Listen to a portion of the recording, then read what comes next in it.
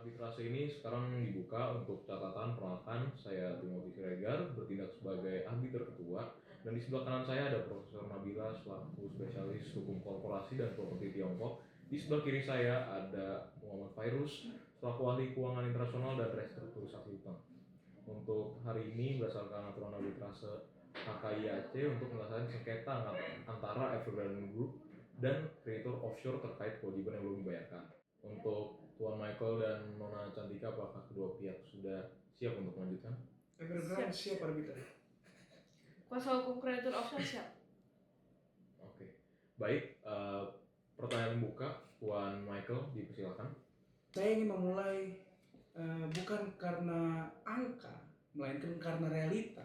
Evergrande tidak runtuh semata-mata karena kecerobohan seperti yang dikatakan oleh penggugat, namun karena kebijakan baru oleh pemerintah China dengan Three Red Lines membuat regulasi ketat.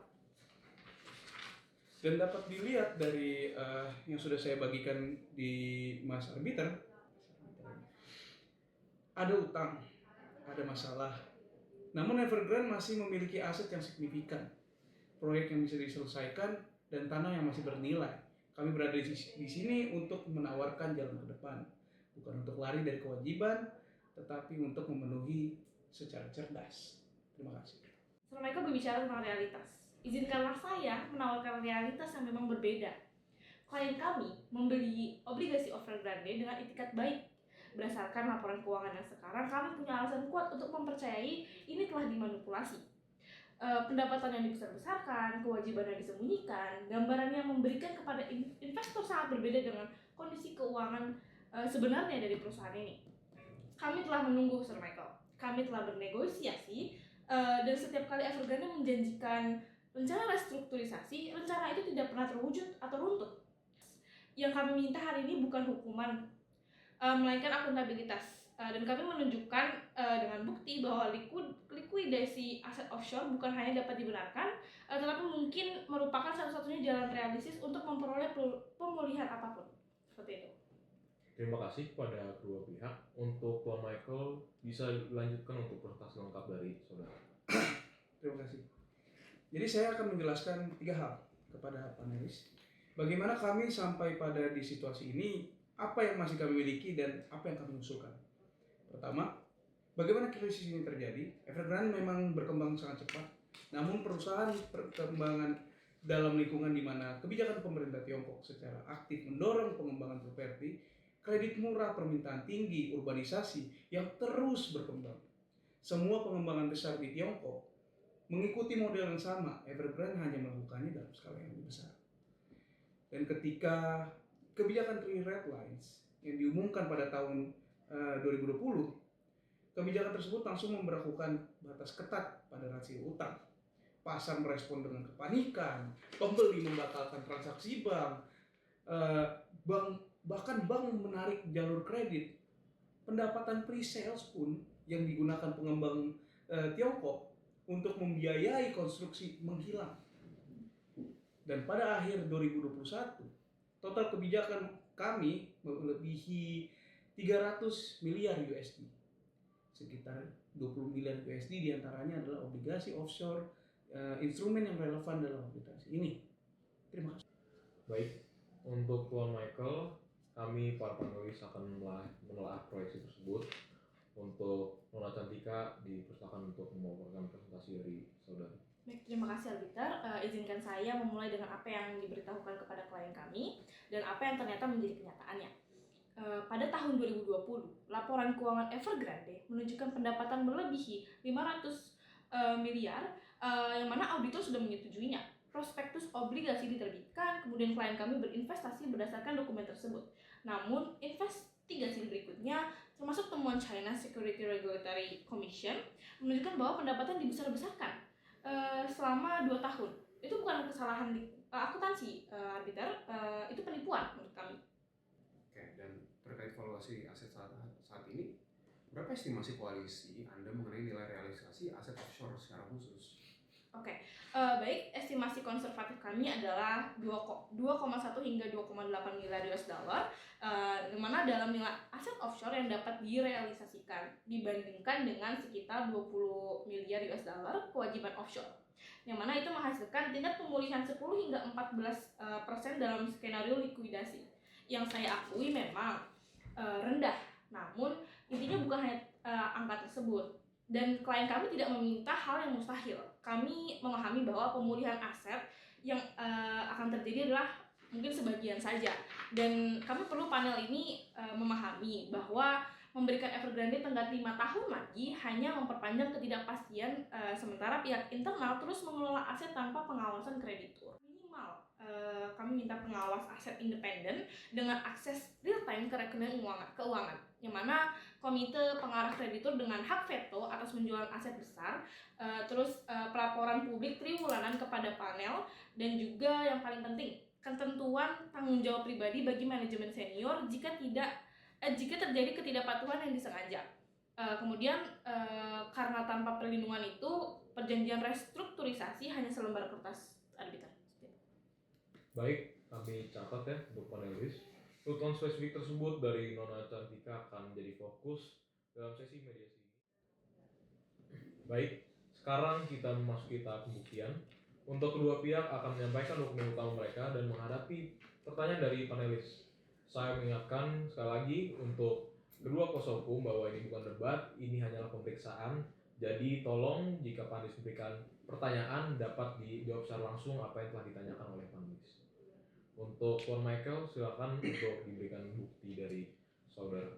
Jadi bukti pertama kami yang seperti saya kirimkan adalah proyek arus kas independen yang disusun oleh Delio T Asia Pasifik tertanggal Maret 2024. Dokumen ini memodelkan 3 skenario, likuiditas penuh, restrukturisasi sebagian, dan restrukturisasi penuh, serta menunjukkan proyeksi pemulihan kreditur dalam masing-masing skenario. Saya menarik perhatian panel ke halaman 14. Dalam likuidasi penuh, model memproyeksikan pemulihan gabungan sebesar 17 hingga 22% dalam restrukturisasi yang kami usulkan. Proyeksi mencapai 33 hingga 40%. Perbedaannya sangatlah signifikan. Baik, argumen saudara telah kami catat. Namun di sini kami para majelis bukan menerima proyeksi begitu saja. Kami akan memastikan apakah angka-angka yang telah diberikan oleh Tuan Michael memiliki dasar yang kuat. Untuk Nona Cantika, apakah Anda ingin memberikan tanggapan terhadap bukti yang baru saja diajukan oleh Tuan Michael? Tentu, Sir. Yang mulia, sejak tahun 2021 klien kami telah menerima beberapa janji restrukturisasi. Sebenarnya setiap proposal terdengar meyakinkan memang, tetapi tidak pernah terrealisasi kenyataannya. Pertanyaan kami sederhana, mengapa kali ini harus berbeda? Izin menjawab, panelis? Silakan. Karena kondisi perusahaan telah berubah, kebijakan ada, kami telah mengevaluasi seluruh aset, memangkas bisnis yang tidak produktif dan menyusun rencana berdasarkan kondisi pasar saat ini, bukan berdasarkan optimisme yang berlebihan atau kenaifan seperti sebelumnya. Mr. Michael, apabila majelis menyetujui restrukturisasi ini, bagaimana saudara menjamin bahwa dana hasil penjualan aset tidak dialihkan untuk kepentingan lain di luar pembayaran kreditur dan penyelesaian proyek? Kami bersedia menempatkan seluruh hasil penjualan aset dalam rekening escrow yang diawasi pengawas independen. Dana hanya dapat digunakan sesuai skema restrukturisasi yang disetujui oleh majelis. Itu. Kalau begitu, berarti saudara bersedia diaudit secara berkala oleh auditor independen? Ya. Baik, jika demikian kami meminta bukan hanya audit, yang mana kami minta juga hak untuk memperoleh laporan triwulanan dan hak mengawasi setiap transaksi penjualan aset bernilai besar. Gak apa-apa. Kami tidak keberatan. Transparansi kan membantu memulihkan kepercayaan. Karena udah hilang. Boleh. Baik, kami para majelis telah melihat mulai ada titik temu di sini ya. Sebelum kami masuki musyawarah, apakah masih ada hal yang ingin disampaikan oleh kedua pihak? Ada satu lagi, Arbiter. Kami ingin majelis mengingat bahwa di balik angka-angka ini terdapat ribuan investor yang kehilangan tabungan hidup mereka.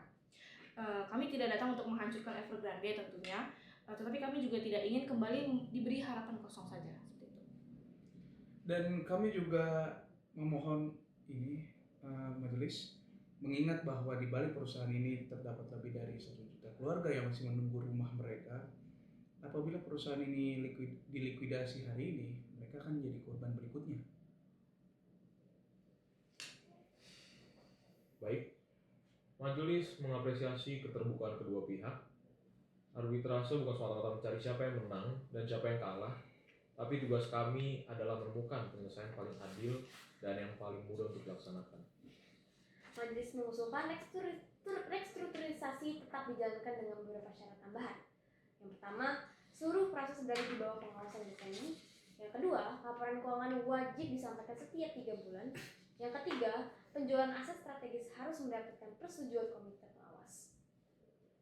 Selain itu, target pembayaran kepada kreditur harus memiliki jadwal yang jelas. Apabila Evergrande gagal memenuhi target tanpa alasan yang dapat dibenarkan, para kreditur berhak meminta peninjauan kembali terhadap restrukturisasi.